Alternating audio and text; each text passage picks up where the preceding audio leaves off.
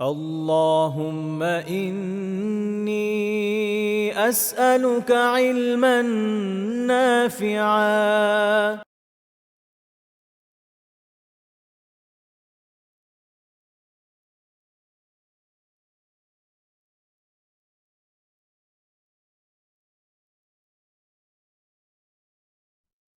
وبعد فأعوذ بالله من الشيطان الرجيم بسم الله الرحمن الرحيم ولله الأسماء الحسنى فادعوه بها আমরা আল্লাহ সুবহানাহু ওয়া তাআলার দরবারে অসংখ্য গণিত শুকরিয়া আদায় করতেছি। আল্লাহ সুবহানাহু ওয়া তাআলা আমাদেরকে আরো এক সপ্তাহ পরে দারসুল ঈমানের আরেকটি হালাকাতে অংশগ্রহণ করার তৌফিক দান করছেন। আলহামদুলিল্লাহ। আমাদের পক্ষ থেকে অসংখ্য গণিত দুরূদ ও সালাম আমাদের প্রিয় নবী মুহাম্মদ আমরা সবাই মিলে পড়ি সাল্লাল্লাহু আলাইহি ওয়াসাল্লাম এবং তার সম্মানিত পরিবার পরিজন সাহাবায়ে কেরাম এবং তাদের পথ ধরে যারা পথ চলেছেন, যারা পথ চলবেন তাদের সবার প্রতি। এবং আমরা আল্লাহ সুবহানাহু ওয়া তাআলার কাছে দোয়া করি আমাদেরকে আল্লাহ সুবহানাহু ওয়া তাআলা যাতে উপকারী জ্ঞানগুলো দান করেন। আল্লাহুম্মা আল্লিমনা মা ইয়ানফাউনা ওয়ারযুকনাল ইখলাসা ফিল কওলি ওয়াল আমাল এবং আল্লাহ সুবহানাহু ওয়া তাআলা যাতে আমাদের কথা এবং কাজের মধ্যে ইখলাস দান করেন। আমরা বর্তমানে যে সময়টা অতিবাহিত করতেছি, এই সময়টা অত্যন্ত গুরুত্বপূর্ণ সময়গুলোর মধ্য থেকে একটা। কি সময়টা আমরা পার করতেছি সেটা শুরু করার আগে আমরা একটু আত্মসমালোচনামূলক কিছু কথা বলি। সেটা হচ্ছে আমরা ইতিমধ্যে আমাদের মধ্য থেকে একটা বছর অতিবাহিত করেছি। এখন বলবেন আমরা একটা বছর কিভাবে অতিবাহিত করলাম? এখন চলে হচ্ছে ২০২৫ সালের জুন মাস। নতুন বছর আসতে তো অনেক দেরি। তো আমরা যদিও ইংরেজি বর্ষ গণনায় জর্জিয়ান যে ক্যালেন্ডার আছে সেটার বিবেচনায় আমরা মধ্যবর্ষে অবস্থান করছি। কিন্তু আমাদের যে ইসলামিক ক্যালেন্ডার আছে, হিজরি ক্যালেন্ডার, সেটার বিবেচনায় আমরা একটা বছর অতিক্রম করে ফেলেছি।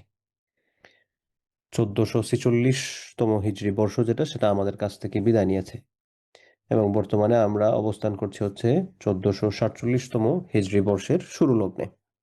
যে মাসটাতে অবস্থান করছি সেটা হচ্ছে মুহাররম। তো গত বছরটা যে চলে গেল আমাদের জীবন থেকে, এই বছরটা আমাদের জন্য কতটুকু উপযুক্ত ছিল? বছরটা কতটুকু উপযুক্ত মানে কি? আমরা এই সময়টাতে আসলে কতটুকু ভালো কাজ করেছি? যে কাজগুলো ভালো করেছি সেটার জন্য আল্লাহ তাআলার কাছে এটাগুলো যাতে কবুল হয় সেজন্য আল্লাহর কাছে দোয়া করা এবং যে সকল কাজ আমি ভুল করেছি, যেগুলো অপরাধ করেছি, এগুলার জন্য আত্মসমালোচনা করে আল্লাহ সুবহানাহু ওয়া তাআলার কাছে ক্ষমা প্রার্থনা করা হচ্ছে আমাদের জন্য এই সময়টাতে জরুরি। এরকম করেই সময় বয়ে চলছে। টিক করে সময়গুলো বয়ে চলছে। চলতে একটা সময় দেখা যাবে আমাদের চলে যাওয়ারই সময় চলে আসছে। আমরা যেদিন থেকে জন্মগ্রহণ করেছি সেই সময়টা থেকে নিয়ে আমাদের প্রত্যেকের সাথে একটা করে স্টপ ওয়াচ অনগোয়িং চলতেছে। আমরা একেক বছর করে বড় পরবর্তী বছরে যখন পা দেই আমরা মনে করি আমরা বড় হচ্ছি। আমাদের পরিবার-পরিজন মনে করে যে আমরা বড় হচ্ছি। সেলিব্রেট করে আমাদের জন্মদিনগুলো। কিন্তু বাস্তবতা হচ্ছে আমাদের প্রত্যেকের সাথে একটা করে স্টপ ওয়াচ স্টার্ট করে দেয়া হয়েছে আমাদের জন্মলগ্ন থেকে। এটা চলছে, কমছে। আমার একেকটা জন্মের দিন আসে, আমাকে একেকটা রিমাইন্ডার দেয় যে আমার তো ১ বছর চলে গেছে জীবন থেকে। আমি মৃত্যুর দিকে ১ বছর এগিয়ে চলেছি। তো ঠিক ওরকমভাবে আমাদের মধ্য থেকে যে হিজরি ক্যালেন্ডারে একটা বর্ষ চলে গেল আমাদের জীবন থেকেই আমরা সেটা অতিবাহিত করলাম। তো আমরা কিন্তু মৃত্যুর দিকে এগিয়ে যাচ্ছি। তো এজন্য আমাদের পরবর্তী জীবনটা সুন্দর করার জন্য আমরা যাতে সচেষ্ট হই।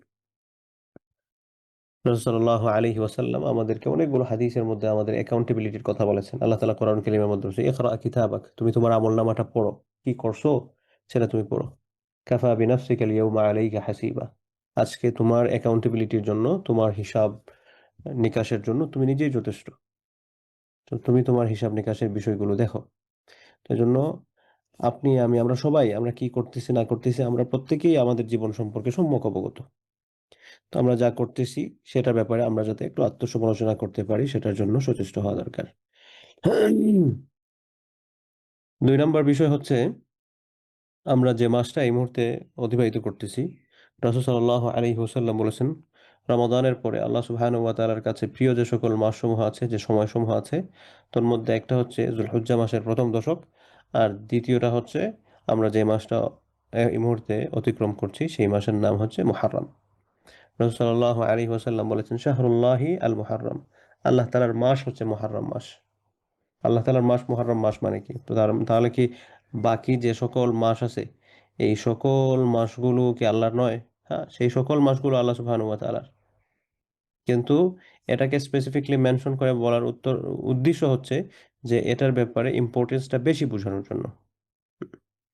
এবং এই মাসের মধ্যে একটি দিন আছে যে দিনে সিয়াম পালন করলে আমাদের পেছনের গত বছর যেটা আমরা অতিক্রম করলাম সেই বছরের সকল ছোট গুনাহগুলোকে আল্লাহ সুবহানাহু ওয়া তাআলা ক্ষমা করে দিবেন। রাসূলুল্লাহ সাল্লাল্লাহু আলাইহি ওয়াসাল্লাম বলেছেন যে ব্যক্তি আশুরার সিয়াম পালন করে, আশুরার সিয়াম মানে কি, মুহররমের 10ম তারিখের রোজা, এই রোজাটা যে পালন করবে আল্লাহ সুবহানাহু ওয়া তাআলা তার পেছনের এক বছরের গুনাহ মাফ করে দিবেন। তো এই গুনাহ মানে হচ্ছে সগীরা গুনাহ, কবিরা গুনাহ তো তওবা ছাড়া মাফ হয় না, আমরা সবাই জানি। এই আশুরার যে দিন, যেটা মুহররমের 10 তারিখ, এটা কেন গুরুত্বপূর্ণ হলো? এর কারণ হচ্ছে রাসূল সাল্লাল্লাহু আলাইহি ওয়াসাল্লাম যখন হিজরত করে মদিনায় আসলেন, মক্কা থেকে মদিনায় আসার পরে আল্লাহ রাসূল দেখলেন সেখানকার মানুষেরা রোজা রাখতেছেন, বিশেষ করে ইহুদি যারা আছেন তারা। আল্লাহ রাসূল জিজ্ঞেস করলেন, তোমরা কেন রোজা রাখতেছো? তখন তারা বললেন, এই দিনে মুসা আলাইহিস সালাম ফেরাউনের কবল থেকে মুক্ত হয়েছিলেন। ফেরাউনের যে অকুপেশন চলতেছিল, ফেরাউনের অকুপেশন থেকে পার্মানেন্টলি মুসা আলাইহিস সালাম মুক্ত হয়েছিলেন। এই দিন ফেরাউন এবং তার সাঙ্গপাঙ্গকে নিয়ে আল্লাহ সুবহানাহু ওয়া তাআলা তাদের সবাইকে পানিতে ডুবিয়ে দুনিয়া থেকে উঠাই দিয়েছিলেন। তো এজন্য আমরা এটা খুশি স্বরূপ মুসা আলাইহিস সালাম রোজা রেখেছেন, তার অনুসারীরা রোজা রেখেছেন, আমরা রোজা রাখছি। তো আল্লাহ রাসূল সাল্লাল্লাহু আলাইহি ওয়াসাল্লাম বললেন, মুসার অনুসরণের ক্ষেত্রে তোমাদের চেয়ে তো আমি এগিয়ে, আমার আমি এটাকে আরো বেশি ডিজার্ভ করি। এরপরে আল্লাহ রাসূল সাল্লাল্লাহু আলাইহি ওয়াসাল্লামও রোজা রেখেছিলেন এবং তিনি বলেছিলেন যে শুধুমাত্র মুহররমের 10 তারিখে রোজা রাখলে এটা ইহুদিদের সাথে সাদৃশ্যতা হয়ে যায়, কারণ ইহুদিরাও 10ম তারিখে রোজা রাখে। তো এই জন্য আল্লাহ রাসূল সাল্লাল্লাহু আলাইহি ওয়াসাল্লাম বলেছেন যে তোমরা ইহুদিদের বিপরীত কিছু করো, অর্থাৎ 10 তারিখে রোজা রাখবে, এটার সাথে মিলিয়ে আরো একদিন 9-10 অথবা 10-11 আরো একদিন বাড়িয়ে রাখবে, যাতে করে ইহুদিদের সাথে সাদৃশ্যতা অবলম্বন না হয়। এরপরে হচ্ছে মুহররমের 10 তারিখে আরো ঐতিহাসিক বিভিন্ন ঘটনার বিভিন্ন রেওয়ায়ত পাওয়া যায়। আল্লাহ সুবহানাহু ওয়া তাআলা এই দিনে পৃথিবী সৃষ্টি করেছেন, এই দিনে ধ্বংস করবেন, আদম আলাইহিস সালামের সৃষ্টি ইত্যাদি বিষয়াদি রয়েছে। অর্থাৎ আশুরার যে দিনটা, মুহররমের 10 তারিখ, এটা অত্যন্ত গুরুত্বপূর্ণ একটা দিন। এটা কেন্দ্রিক আমরা আরেকটা ইতিহাস পাই যে এই দিনে রাসূল সাল্লাল্লাহু আলাইহি ওয়াসাল্লামের সম্মানিত দৌহিত্র, তার সম্মানিত নাতি, আমাদের প্রিয়জন হযরত হুসাইন রাদিয়াল্লাহু আনহু পৃথিবী থেকে বিদায় নিয়েছিলেন। তাকে অত্যন্ত জঘন্য পন্থায় তাকে হত্যা করা হয়েছিল। তো এজন্য কিছু মানুষ আছেন যে মুহররমের 10 তারিখে একটা দুঃখের উপলক্ষ সেলিব্রেশন করেন। তো হুসাইন রাদিয়াল্লাহু আনহুর এই দুর্ঘটনা, তার এই শাহাদাত, এটা মুহররমের 10 তারিখে ঘটেছে, এটা সত্য। কিন্তু এটা ঘটার কারণে মুহররমের 10 তারিখ আলাদা কোনো একটা আমল শুরু হয়েছে নতুন করে, এরকম নয়। সাহাবায়ে কেরাম এটাকে কোনো সেলিব্রেট করেন নাই। বরং হুসাইন রাদিয়াল্লাহু আনহুর এই ঘটনা ঘটার আগ থেকেই মুহররমের 10ম তারিখের গুরুত্ব ছিল।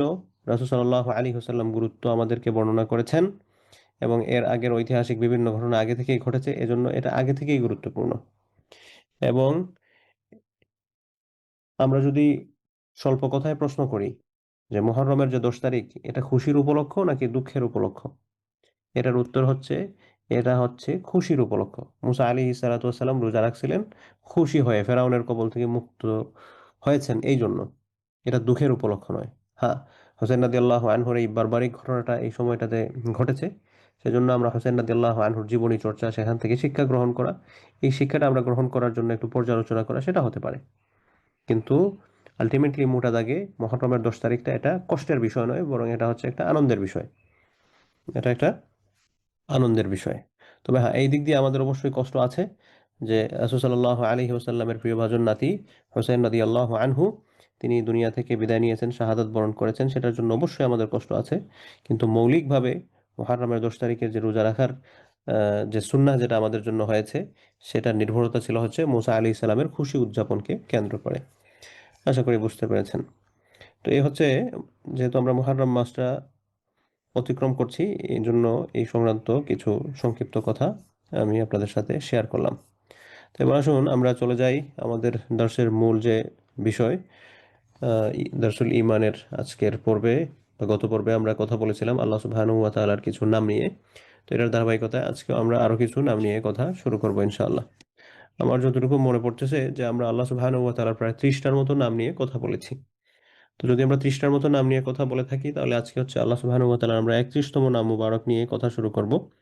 আল্লাহ সুবহানাহু ওয়া তাআলার সুন্দর, সুন্দর নাম আছে। আমি আমার খুতবায় যে আয়াতটা পড়েছি, আল্লাহ সুবহানাহু ওয়া তাআলা বলেছেন, ওয়ালিল্লাহিল আসমাউল হুসনা। আল্লাহ সুবহানাহু ওয়া তাআলার সুন্দর নাম আছে। ফাদউহু বিহা। সুতরাং তোমরা আল্লাহ সুবহানাহু ওয়া তাআলাকে ডাকো এই সকল সুন্দর নামের মাধ্যমে। এই সকল সুন্দর নাম দিয়ে তোমরা আল্লাহ সুবহানাহু ওয়া তাআলাকে ডাকো।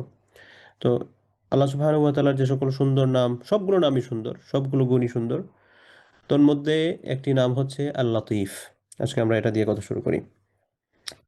আল্লাহ সুবহানাহু ওয়া তাআলার একটা নাম হচ্ছে আল লতীফ। লতীফ মানে কি? লতীফ এর কয়েকটা অর্থ আছে। একটা অর্থ হচ্ছে যিনি খুব দয়ালু, the one who is very kind. Latif, Latif মানে হচ্ছেন তিনি খুব দয়ালু।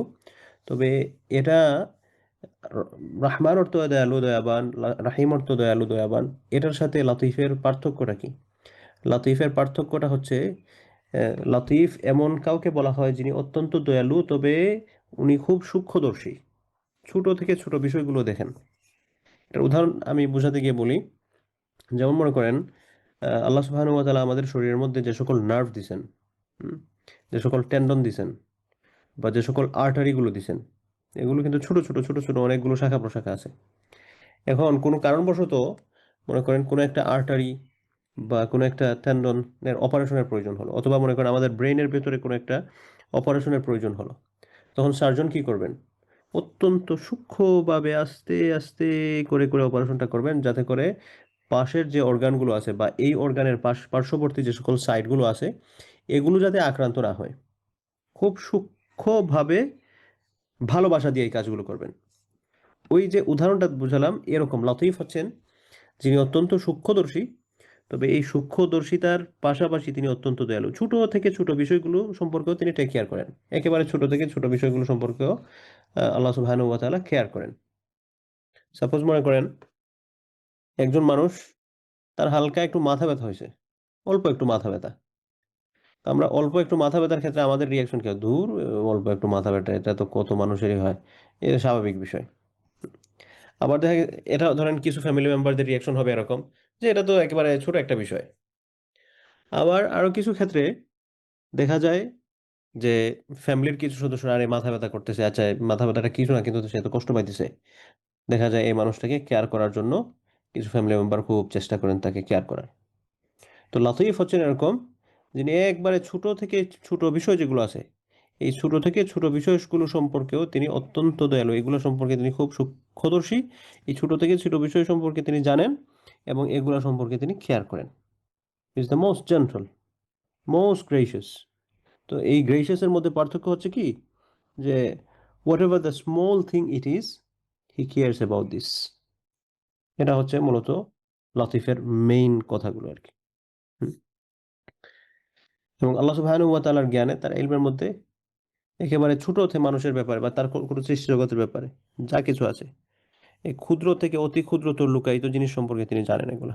মানুষের অন্তরে যা কিছু আছে, জমিনের অভ্যন্তরে যা কিছু আছে, এমনকি জমিনের ভেতরে যে শস্য দানাগুলো আছে না, একটা বীজ থেকে যে গাছ ওঠে, এগুলার যে শাখা প্রশাখা ছোট অবস্থায় বীজের অভ্যন্তরে থাকে, এগুলো সম্পর্কে তিনি, এই ছোট ছোট বিষয় সম্পর্কে তিনি সূক্ষ্মদর্শী, এবং এগুলো সম্পর্কে তিনি কেয়ার করেন। তিনি অমায়িক। তিনি তার প্রিয় অনির্বাসিত বান্দাদের সাথে অমায়িক ও দয়ালু সব সময়। বা তাদেরকে তিনি সহজ পথ দেখান, কঠোরতা থেকে দূরে রাখেন।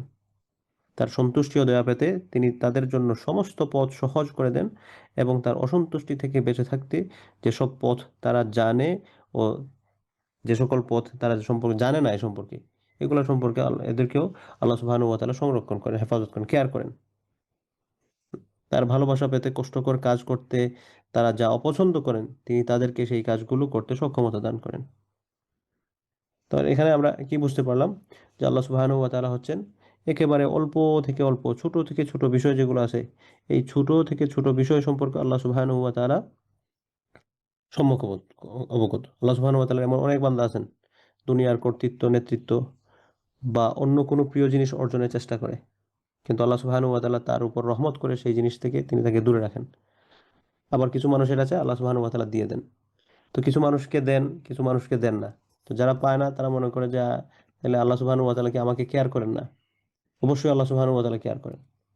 তো আমি যখন আল্লাহ সুবহানাহু ওয়া তাআলার কাছে কোনো কিছু চাই, চাওয়ার পর সাথে সাথে যদি আল্লাহ সুবহানাহু ওয়া তাআলা দেন, তার মানে এটা আমার জন্য কল্যাণকর, সাথে সাথেই দেয়ার জন্য আমাকে দিয়ে দিছেন। কিন্তু এমনও হতে পারে আমি যেটা আল্লাহ সুবহানাহু ওয়া তাআলার কাছে চাইতেছি এটা আমার জন্য পজিটিভ না, এটার মধ্যে আমার ক্ষতির দিক আছে, আর এটা নিলে আমি ক্ষতিগ্রস্ত হব। তাহলে তখন দেখা যাবে আমার হেফাজতের জন্য আল্লাহ সুবহানাহু ওয়া তাআলা আমাকে এটা দিচ্ছেন না। এজন্য আমরা আল্লাহ সুবহানাহু ওয়া তাআলার কাছে কোনো কিছু চাইলে এভাবে চাওয়া যে আল্লাহ আমি এটা চাইতেছি, তবে এটা যদি আমার জন্য কল্যাণকর হয় তাহলে আপনি আমাকে দেন, আর যদি অকল্যাণকর হয় তাহলে আমাকে দেওয়ার দরকার নেই। এমনকি এরকম বিভিন্ন দোয়া আছে, আল্লাহুম্মা রযুকনি হুব্বাক, হে আল্লাহ আপনি আপনার ভালোবাসা আমাকে দান করেন, আমার রিজিকে আপনার ভালোবাসা রাখেন। ওয়া হুব্বা মান ইয়ানফাউনি, ওয়াহুব এবং এমন ভালোবাসা, মান ইয়ানফাউনি হুব্বু, যার ভালোবাসা আমাকে উপকৃত করবে। আপনার ভালোবাসা চাই এবং তাদের ভালোবাসাও আমি চাই যাদের ভালোবাসা আমাকে উপকৃত করবে আপনার নিকটে। তো এখানে মনে করেন আমরা হচ্ছে একটা সোশ্যাল প্রাণী, সামাজিকতার বাইরে আমরা বসবাস করতে পারবো না। তো এজন্য আমাদের চলার পথে একজন আরেকজনের মধ্যে দেখা যায় অন্তরঙ্গ সম্পর্ক সাব্যস্ত হয়। সেটা নিজের আত্মীয়স্বজন হোক, নিজের স্ত্রী, বিভিন্ন আত্মীয়তার ক্ষেত্র যেগুলো আছে সেগুলোর কথা মেনশন করলাম আমি। তো এখানের মধ্যে এই যে একজন আরেকজনের মধ্যে প্রতি টান, একজন আরেকজনের প্রতি যে ভালোবাসা, এটা কোত্থেকে আসতেছে? আল্লাহর পক্ষ থেকে। তো সেখানে আমি আল্লাহর কাছে দোয়া করবো, আল্লাহ আপনি আমাকে আপনার ভালোবাসা দেন এবং এমন ভালোবাসা দেন যাদের ভালোবাসা থেকে আমি উপকৃত হতে পারি, যাদের ভালোবাসা আমাকে নষ্ট করে দিবে না, পথভ্রষ্ট করে দিবে না, আমাকে মিসগাইডেড করে দিবে না। হুম? আল্লাহুম্মা মা রাযাকতানি মিম্মা উহিব্বু ফাজআলহু কুওয়াতান লি ফীমা তুহিব্বু।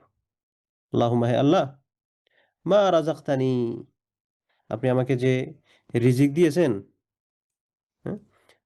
মিম্মা উহিব, সেটা থেকে যেটা আমি পছন্দ করছি এখান থেকে যে আপনি রিজিক দিছেন, ফাজআলহু কুওয়াতান লি, তাইলে এটাকে আপনি আমার জন্য শক্তি হিসাবে সাব্যস্ত করেন। ফীমা তুহিব্বু, এমন ব্যাপারে যে ব্যাপারে আপনি ভালোবাসেন।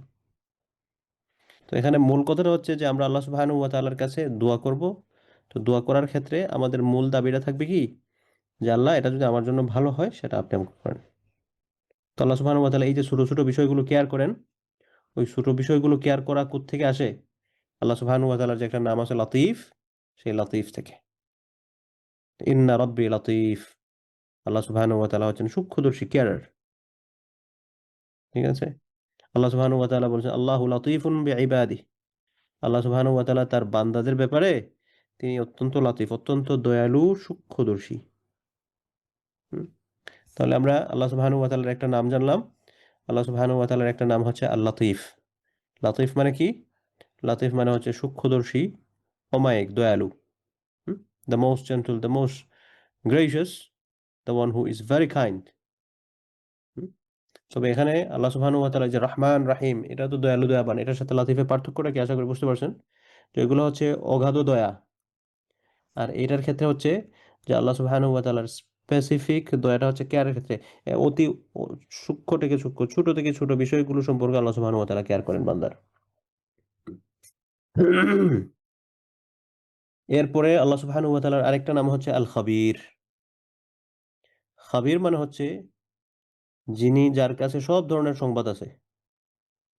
He has the all kind of information.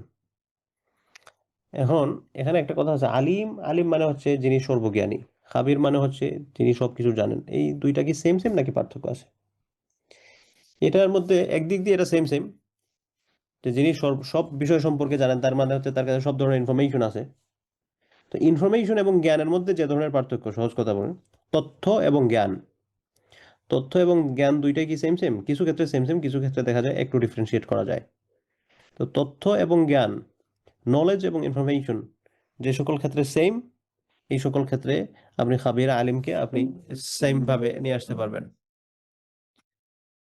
আবার কিছু ক্ষেত্রে দেখা গেছে যে আলিম এবং খাবির যেরকম তথ্য এবং জ্ঞান দুইটা সেম সেম নয়, ওই সকল ক্ষেত্রে খাবির এবং আলিমের মধ্যে কিছুটা পার্থক্য আছে।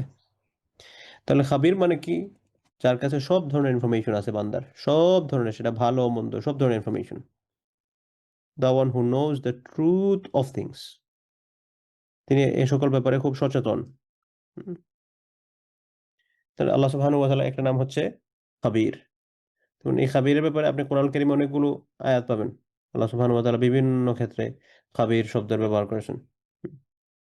তাহলে খাবির মানে কি আমরা বুঝতে পারলাম, যার কাছে প্রকাশ্য অপ্রকাশ্য, গোপনীয়, রহস্যময়, ঘোষিত অঘোষিত, অত্যাবশ্যকীয় অনত্যাবশ্যকীয়, সম্ভব অসম্ভব, ঊর্ধ্ব জগৎ নিম্ন জগৎ, অতীত বর্তমান ভবিষ্যৎ ইত্যাদি সব কিছুই তিনি বেষ্টন করে রেখেছেন। এগুলো সম্পর্কে তার কাছে ইনফরমেশন আছে, কোনো কিছু তার কাছে গোপন নয়।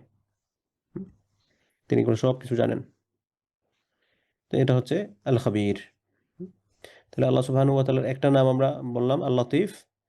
লতিফ মানে কি সূক্ষ্মদর্শী, অমায়িক, দয়ালু। আর একটা হচ্ছে খাবির। খাবির মানে হচ্ছে যিনি সমস্ত সব ইনফরমেশন জানেন, সব ধরনের ইনফরমেশন। দুইটা নাম গেল। ৩ নাম্বার আল্লাহ সুবহানাহু ওয়া তাআলার আরেকটা নাম হচ্ছে আল হালিম। হালিম মানে হচ্ছে যিনি অত্যন্ত ধৈর্যশীল। তার চেয়ে বড় ধৈর্যশীল আর কেউ নাই। তার চেয়ে বড় ধৈর্যশীল আর কেউ নাই। আপনি দেখেন আল্লাহ সুবহানাহু ওয়া তাআলা কোন ধরনের ধৈর্য আল্লাহ সুবহানাহু ওয়া তাআলার কাছে আছেন। আমরা যদি কি করি, তাহলে আপনি দেখতে পাবেন আমরা যেই পরিমাণ অপরাধ করি, যেই পরিমাণ আমাদের অপরাধ আছে, এই পরিমাণ অপরাধ একজন মানুষ যদি আরেকজন মানুষের অধীনে থেকে করতো, তাহলে আমাদের অবস্থাটা কোথায় গিয়ে দাঁড়াতো। সাপোজ মনে করেন যে আপনি আমার অধীনে কাজ করেন, কিন্তু আপনি আমার অধীনে কাজ করতে আমি আপনাকে সবকিছু প্রোভাইড করতেছি। I am taking care of everything. কিন্তু আপনি এভরি স্টেপে আপনি আমাকে ডিনাই করতেছেন, অথবা আমার কিছু স্টেপ আপনি ফলো করতেছেন আর কিছু স্টেপের ক্ষেত্রে আপনি ফলো করতেছেন না। বড় বড় ক্ষেত্রেই আপনার সাথে অবশ্যই আমার সম্পর্ক ভালো থাকবে না। কিন্তু আল্লাহ সুবহানাহু ওয়া তাআলার ব্যাপারে দেখেন, আল্লাহ সুবহানাহু ওয়া তাআলা আমাদের সমস্ত সবকিছু নিশ্চিত করছেন, সমস্ত সবকিছু এ টু জেড। এত কিছু দেওয়ার পরে এসে আমরা কবিরা গুনাহ করতেছি। এত কিছু দেওয়ার পরে এসে কিছু মানুষ কুফরি করতেছে। এত কিছু দেওয়ার পর আইসা কিছু মানুষ শিরিক করতেছে। এত কিছু দেওয়ার পর এই যে শিরিক, এই যে কুফর, এগুলো কি? এগুলো হচ্ছে আল্লাহকে অপমান করা। এক একটা শিরকের মাধ্যমে আল্লাহ তাআলাকে অপমান করা হচ্ছে। এক একটা কুফরের মাধ্যমে আল্লাহ সুবহানাহু ওয়া তাআলাকে অপমান করা হচ্ছে। এত কিছুর পরও আল্লাহ সুবহানাহু ওয়া তাআলা আমাকে টিট ফর ট্যাট বলে কোনো কিছু দিচ্ছেন না। যে আমাকে আমি একটা কিছু করছি, ইনস্ট্যান্ট পানিশমেন্ট ইল্লা মাশাআল্লাহ। মাঝে মধ্যে যখন একজন মানুষ একবারে সীমা ছেড়ে দেয়, একদম সীমা ছেড়ে দিছে, তখন গিয়ে দেখা যায় মাঝে মধ্যে কিছু ঝামেলা হয়। আর না হয় দেখা যায় আল্লাহ সুবহানাহু ওয়া তাআলা এই মানুষটার ব্যাপারে ধৈর্যশীল। শুধু মানুষ না, সৃষ্টিগত ব্যাপার। সে পানিশমেন্ট ডিজার্ভ করতেছে, কিন্তু আল্লাহ সুবহানাহু ওয়া তাআলা তাকে পানিশমেন্ট দিচ্ছেন না। তাহলে হালিম তিনি কোন ধরনের gentle? The one who delays the punishment for those who deserve it and then he might forgive them. এটা হচ্ছে হালিম। একজন মানুষ সে অপরাধ করে, সে পানিশমেন্ট ডিজার্ভ করতেছে, শাস্তি সে ডিজার্ভ করে, তাকে শাস্তি দেওয়া জরুরি। কিন্তু আল্লাহ সুবহানাহু ওয়া তাআলা এই পানিশমেন্টটাকে ডিলে করে দিচ্ছেন, যে না এখন এখন দিই না, এখন না, পরে দিব না। আর পরে দিব না বলে একটা সময় গিয়ে দেখা যাচ্ছে সে তওবা করে ফেলতেছে, অথবা অনেক সময় দেখা যায় আল্লাহ তাআলা তাকে মাফ করে দেন, যা দিলাম মাফ করে। সুবহানাল্লাহ। এই হচ্ছে হালিম, দ্য মোস্ট পেশেন্ট। তার চেয়ে ধৈর্যশীল আর কেউ নাই, কেউ নাই। তাহলে আল্লাহ সুবহানাহু ওয়া তাআলার একটা নাম হচ্ছে আল হালিম, যিনি অত্যন্ত ধৈর্যশীল, অত্যন্ত আহ অপরাধের পরও আল্লাহ সুবহানাহু ওয়া তাআলা মানুষদেরকে প্রশ্রয় দেন, তাদেরকে একদম ধ্বংস করে দেন না। এটা হচ্ছে আল্লাহ সুবহানাহু ওয়া তাআলার একটা নাম। এরপরে আল্লাহ সুবহানাহু ওয়া তাআলার আরেকটা নাম হচ্ছে আল আজিম। আজিম নামটা আপনারা অনেক ক্ষেত্রেই শুনেছেন। আজিম মানে হচ্ছে যিনি, হালিম মানে তো হচ্ছে সবচেয়ে বেশি ধৈর্যশীল, আর আজিম মানে হচ্ছেন যিনি সবচেয়ে বেশি মর্যাদাবান। তার মর্যাদার চেয়ে বেশি মর্যাদাবান কেউ নাই। তিনি সবচেয়ে বেশি মর্যাদার মালিক। The one deserving the attributes of exaltment, glory. So Allah subhanahu wa ta'ala, he is the great, he is the mighty, আজিম, সর্বোচ্চ মর্যাদাশীল। তার মর্যাদার উপরে আর কারো কোনো প্রকার মর্যাদা নাই। এটা হচ্ছে আল্লাহ সুবহানাহু ওয়া তাআলার একটা নাম। এই নামের মাঝে আল্লাহ সুবহানাহু ওয়া তাআলার সব ধরনের বরত্ব, মর্যাদা, অহংকার, সম্মান, সৌন্দর্য, যা সকলের অন্তর ভালোবাসে ও রূহসমূহের সম্মান প্রদর্শন সবকিছুকে অন্তর্ভুক্ত করছে। আল্লাহ সুবহানাহু ওয়া তাআলা সম্পর্কে যারা জানেন, তার পরিচয় লাভকারী যারা আমরা আছি, তিনি ব্যতীত অন্য জিনিসের বরত্ব মর্যাদা যতই বেশি হোক না কেন, তার বরত্ব, সুমহানত্ব, সুউচ্চতার কাছে এগুলা অতি নগণ্য, এগুলা কিচ্ছুই না। একজন মানুষ বা একটা সৃষ্টি জগতের মধ্যে তার মহানতা, তার বিরাটত্ব যতই হোক না কেন, আল্লাহ সুবহানাহু ওয়া তাআলার কাছে এগুলো কোনো কিছুই না, কোনো কিছুই না, কোনো কিছুই না। তাহলে আল্লাহ সুবহানাহু ওয়া তাআলার একটা নাম হলো আল আজিম। এই প্রত্যেকটা নামের আসলে অনেক লম্বা, লম্বা ব্যাখ্যা আছে। এগুলোর যে কিতাবি ব্যাখ্যা যেগুলো আরকি আপনার একাডেমিক ডিসকাশন, এগুলো অনেক লম্বা। আমি আর একাডেমিক ডিসকাশনে যাচ্ছি না। আপনাদের জন্য হয়তো একটু এগুলো কঠিন হয়ে যাবে। আমি জাস্ট একটু প্রাইমারি ইনফরমেশন যেগুলো জানা দরকার আরকি এগুলো সম্পর্কে, যেগুলো না হলেই নয়, এগুলো জাস্ট আমি একটু টাচ দিয়ে গেলাম। তাহলে আল্লাহ সুবহানাহু ওয়া তাআলা একটা নাম ছিল হচ্ছে আল লতিফ, এরপরে একটা পেলাম হচ্ছে আল খাবির, এরপরে একটা পেলাম হচ্ছে আল হালিম, এরপরে একটা হচ্ছে আল আজিম। এই ৪ টা নাম আমরা আজকে শেষ করলাম। ৫ নাম্বার নাম। ৫ নাম্বার নাম হচ্ছে আল গফুর। গফুর মানে কি? গাফুর মানে হচ্ছে যিনি পরম ক্ষমাশীল, অতীব ক্ষমাশীল। The one who forgives a lot, the forgiving, the pardoner. সবসময় তিনি ক্ষমা করেন, সবসময় ক্ষমা করেন, সবসময় ক্ষমা। আমাদের কাজ কি মানুষকে ক্ষমা করা না? আমরা তো মানুষকে ক্ষমা করার জন্য প্রস্তুত না। একজন মানুষ খুব বেশি চাইতেছে, বারবার মাফ চাইতেছে, তখন আচ্ছা তাহলে দেখা যাক কেমনে কি হয়। কিন্তু আল্লাহ সুবহানাহু ওয়া তাআলা তার ডিউটি হচ্ছে, আল্লাহ সুবহানাহু ওয়া তাআলা নিজের জন্য আবশ্যক করে দিয়েছেন, তিনি মানুষদেরকে বা তার সৃষ্টি জগৎকে, তার বান্দা যারা আছে তাদেরকে তিনি আল্লাহ সুবহানাহু ওয়া তাআলা তিনি ক্ষমা করতেই থাকবেন, করতেই থাকবেন, করতেই থাকবেন, করতেই থাকবেন। আল্লাহ সুবহানাহু ওয়া তাআলা এটা নিজের জন্য জব বানায় ফেলছেন। সুবহানাল্লাহ। আল গফুর, গফুর মানে হচ্ছে পরম ক্ষমাশীল, মার্জন যিনি অত্যন্ত বেশি ক্ষমা করেন, অত্যন্ত বেশি ক্ষমা করেন। এবং গফুরের বা আপনি কোরআন কারিমে অনেকগুলো আয়াত পাবেন, অনেকগুলো আয়াত পাবেন। ইন্না রাব্বাকা ওয়াসিউল মাগফিরা। আল্লাহ সুবহানাহু ওয়া তাআলা বলেছেন যে ইন্না নিশ্চয় রব্বাকা আপনার রব ওয়াসিউল মাগফিরা, ক্ষমার ব্যাপারে তিনি অত্যন্ত প্রশস্ত, ক্ষমার ব্যাপারে তিনি অনেক উদার। ক্ষমার ব্যাপারে উনি অত্যন্ত প্রসারতা দিয়ে তিনি ক্ষমা করেন। আমরা মনে করেন আ কোন কিছু খরচ করার ক্ষেত্রে আমরা চেষ্টা করি কি একটু কম খরচ করলে ভালো। যতই ধনী হোক না কেন, দেখা যায় একটা কাজ করবে। যেটার খরচ এটা, আচ্ছা অন্য কোথাও আরেকটু কম পাওয়া যায় কিনা? এই কম পাওয়া যায় কিনা এটার মানে কি? কম পাওয়া যায় কিনা এটার মানে হচ্ছে যে সে চেষ্টা করে দেখার চেষ্টা করতেছে যে ক্ষমাটা পাওয়া যায় কিনা? যে একটু কমে পাওয়া যায় কিনা? একটু যদি সেভ করা যায় সেটা আমি অন্য জায়গায় খরচ করলাম। হুম। কিন্তু আল্লাহ সুবহানাহু ওয়া তাআলা তার নিজের জন্য এটা প্রসারতা করেছেন। এখানে কোনো আ যে একটু কম করা যায় কিনা মাফ করার ক্ষেত্রে, আচ্ছা এত অপরাধ করছে, সব একটু দেই, শাস্তি দেই। অল্প কিছু ক্ষমা করে দিবনে। না, এরকম না। আমরা দেখা যায় কোনো একটা কাজের ক্ষেত্রে ডিসকাউন্ট রেট কত? 10% ডিসকাউন্ট, 25% ডিসকাউন্ট, 30%, 40%, 50% বা 60, 100% কেউ ডিসকাউন্ট দিবেন না। 100% ডিসকাউন্ট মানে তো 0। কিন্তু আল্লাহ সুবহানাহু ওয়া তাআলার ক্ষমার নীতিটা কিন্তু কিছু ক্ষেত্রে শতভাগ, শতভাগ ক্ষমার নীতি। আপনি যদি ঠিকঠাক মতো আল্লাহ সুবহানাহু ওয়া তাআলার কাছে ক্ষমা চান, শতভাগ ক্ষমার নীতি আল্লাহ সুবহানাহু ওয়া তাআলা আপনাকে দিবেন।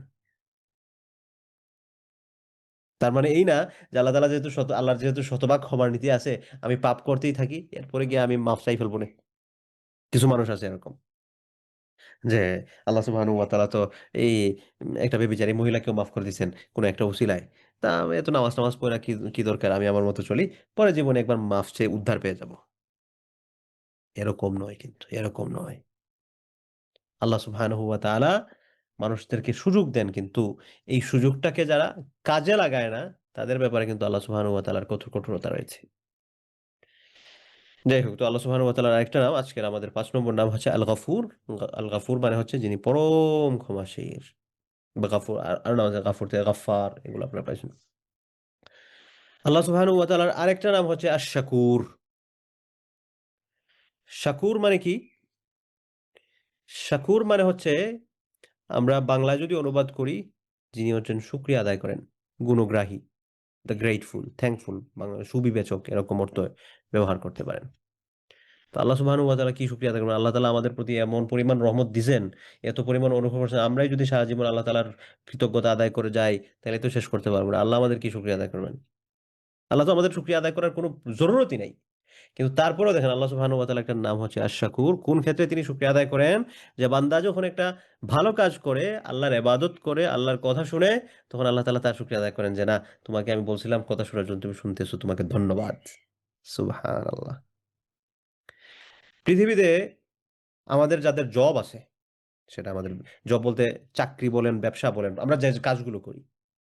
আমাদের কাজগুলো করার কারণে কেউ আমাদেরকে ধন্যবাদ দেওয়া উচিত? না, কেউ তো আমাদের ধন্যবাদ দেওয়া জরুরি না। আমরা কাজ করতেছি সেলারির জন্য, পয়সা ইনকাম করব। আমরা এগুলা করব, নাইলে তো পয়সা ইনকাম হবে না। আমরা আমার সংসার চালাবো কিভাবে? আমরা নিজেরা চলবো কিভাবে?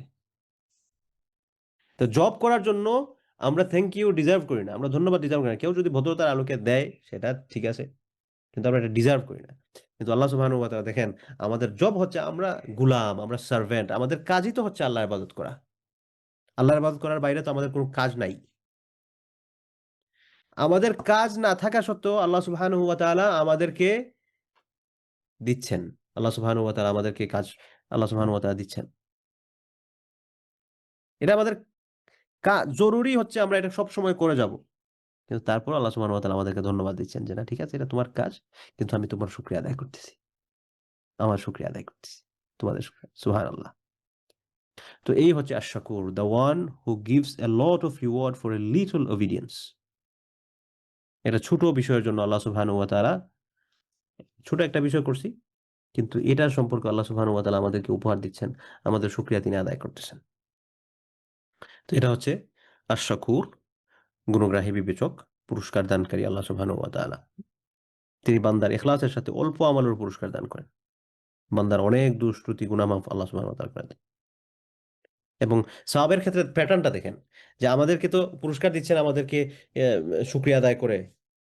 সেটা আমরা যতটুকু করছি ততটুকু না। মিনিমাম ১০ গুণ মাল্টিপ্লাই হইতেছে। আমরা একটা ভালো কাজ করছি, আমি যতটুকু রিওয়ার্ড ডিজার্ভ করি, যতটুকু পুরস্কার ডিজার্ভ করি, এই অতটুকু পুরস্কার নয়। বরং একটা মিনিমাম একটা মাল্টিপ্লাই যেটা হচ্ছে সেটা হচ্ছে 10 টাইমস। এবং সেটা রমাদান বা বিভিন্ন স্পেশাল টাইম কেন্দ্রিক এটা ১০ থেকে নিয়ে ৭০০ গুণ পর্যন্ত যায়। আবার এমন কিছু ইবাদত আছে যেটাকে বলছেন যে এগুলা হচ্ছে স্বাভাবিক রুলস ১০ থেকে ৭০০ গুণ পর্যন্ত। আর কিছু আছে এগুলো আমি দিব মানে তার চেয়েও বেশি। সেগুলা কি রোজা? কিভাবে আল্লাহ সুবহানাহু ওয়া তাআলা আমাদের শুকরিয়াগুলো তিনি আদায় করতেছেন। অথচ তার শুকরিয়া আদায় করার 1% 0.001% ও জরুরি না। কারণ এটা আমাদের জব আমরা করতেই হবে। আমরা তার বান্দা, আমরা তার গোলাম। আমাদের কাজই হচ্ছে আমাদের মনিবের কথা শোনা। আমাদের কাজই হচ্ছে আমাদের মালিকের কথা শোনা। কিন্তু আল্লাহ সুবহানাহু ওয়া তাআলা আমাদেরকে আমাদের গুণ গ্রাহ্য করছেন। সুবহানাল্লাহ। শাকুর। তাহলে শাকুর মানে গুণগ্রাহী, সুবিবেচক যিনি থ্যাংক ইউ দেন। Grateful, thankful. এরপরে আল্লাহ সুবহানাহু ওয়া তাআলার আরেকটা নাম হচ্ছে আল আলিয়্যু। হুম? আলিয়্যুন মানে হচ্ছে যিনি উঁচু মর্যাদাশীল, উচ্চ মর্যাদাশীল।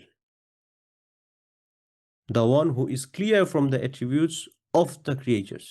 The most high, the most exalted. যার মর্যাদার চেয়ে বেশি আর কেউ হতে পারে না।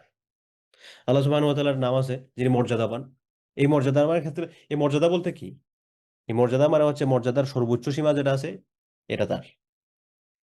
এবং এখানে আলী মানে এসে এটাকে আরো একটু ইনসিওর করছেন আলিয়্যুন যে অত্যন্ত উঁচু আল আলিয়্যু যে অত্যন্ত উঁচু উঁচু মর্যাদাবান তিনি। উঁচু মর্যাদাবান।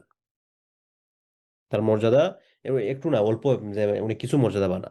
না এরকম না। মর্যাদাবানের সর্বোচ্চ চূড়ায় তার বসবাস। এটা জাস্ট উদাহরণ হিসেবে বললাম। এটা বসবাস বলতে বোঝায় যে উনি হচ্ছে এই স্থানের প্রতি মুখাপেক্ষী এরকম নয়। আস্তাগফিরুল্লাহ। এরপরে আল্লাহ সুবহানাহু ওয়া তাআলার আরেকটি নাম হচ্ছে আল কাবীর। কাবীর মানে হচ্ছে বড়। এবং এই কাবীর আল্লাহ সুবহানাহু ওয়া তাআলার ক্ষেত্রে মানে অতি বড়, সুমহান, অতি বিরাট। The great, the big, the one who is greater than everything in status. তিনি সমস্ত সবকিছুর চেয়ে বড়। সমস্ত সবকিছুর চেয়ে যিনি বড়। তাহলে আলী মানে হচ্ছে উচ্চ মর্যাদাশীল। আর কাবীর মানে হচ্ছে সুমহান, অতি বিরাট, অতি বড়। এটার মধ্যে আজিমের মধ্যে যেরকম ভাবে সমস্ত সবকিছু ইনক্লুডেড ছিল, বড়ত্ব, মর্যাদা, আ আপনার গৌরব, সম্মান, সৌন্দর্য সমস্ত সবকিছু যেরকম সর্বোচ্চে সেম এই ক্ষেত্রেও এটাই, কাবীর এবং আজিম মোটামুটি পাশাপাশি। এরপরে আল্লাহ সুবহানাহু ওয়া তাআলার আরেকটা নাম হচ্ছে আল হাফিজ।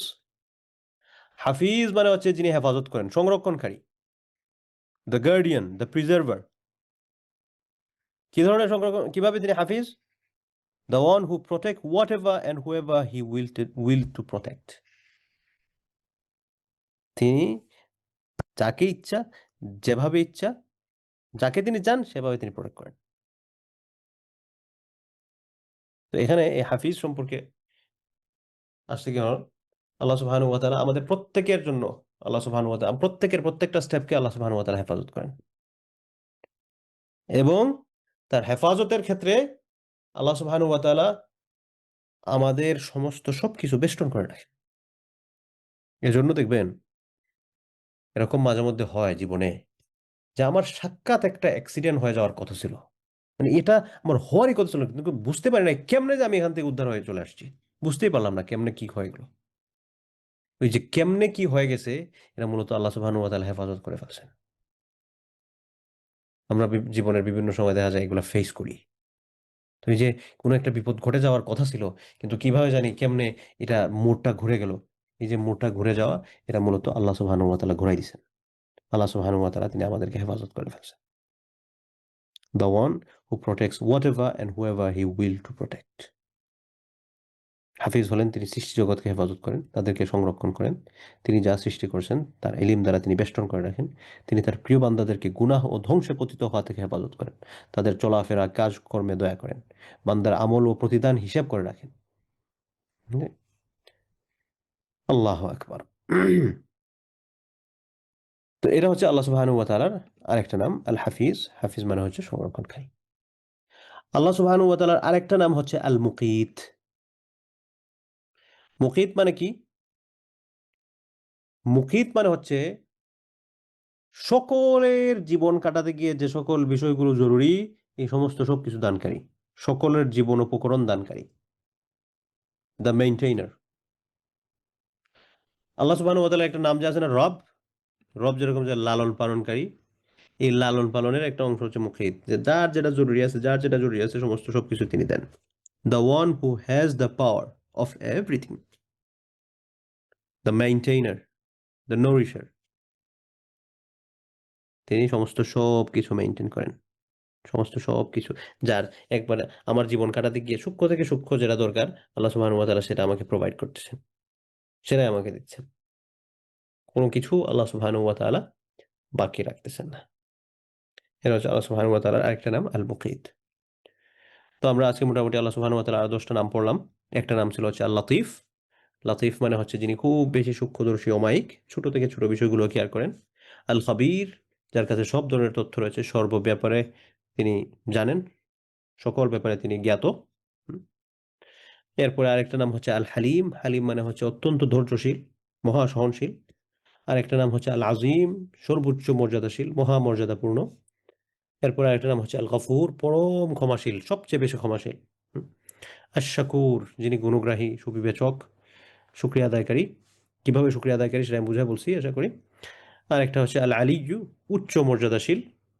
আরেকটা নাম হচ্ছে আল কাবীর। কাবীর মানে হচ্ছে যিনি সুমহান, অতি বড়।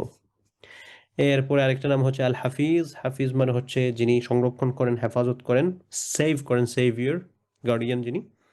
আরেকটা নাম হচ্ছে আল মুকিত। মুকিত মানে হচ্ছে সকলের জীবন উপকরণ দান করেন, লালন পালন করেন, মেইনটেইনার, দ্য নারিশার। তো এই 10টা নাম আজকে আমরা পড়লাম। তাহলে ইন টোটাল আমরা যদি আগে 30টা পড়ে থাকি, তাহলে আজকে 10টা মিলে আল্লাহ সুবহানাহু ওয়া তাআলার 40টি মুবারক নামসমূহ সম্পর্কে আমরা কিছু সম্যক ধারণা পেলাম। আর আমাদের হাতে বাকি আছে হচ্ছে আরো, আমরা আল্লাহ সুবহানাহু ওয়া তাআলার গুরুত্বপূর্ণ যে 99টা নাম, সবগুলো নামই গুরুত্বপূর্ণ, কিন্তু আমরা যে নামগুলো পাই আর কি, 99টি নাম, তোর মধ্য থেকে 40টা শেষ করলে আমাদের বাকি হচ্ছে আরো 59টা নাম, 59, 55, হ্যাঁ, আরো 59টা নাম বাকি আছে। তো ইনশাআল্লাহ আমরা বাকিগুলো ধারাবাহিকভাবে একটা একটা করে শেষ করব ইনশাআল্লাহ বিইذনিল্লাহি তাআলা। এটার মাধ্যমে ঈমানের যে 6টা রুকনের মধ্যে একটা হচ্ছে আল্লাহর প্রতি বিশ্বাস, এটা শেষ হবে। তারপর হচ্ছে আমরা ঈমান বিল মালায়েকা, ফেরেশতাদের প্রতি আমাদের বিশ্বাস কেমন হওয়া দরকার, ওই দিকে আস্তে আস্তে আমরা আগাবো ইনশাআল্লাহ।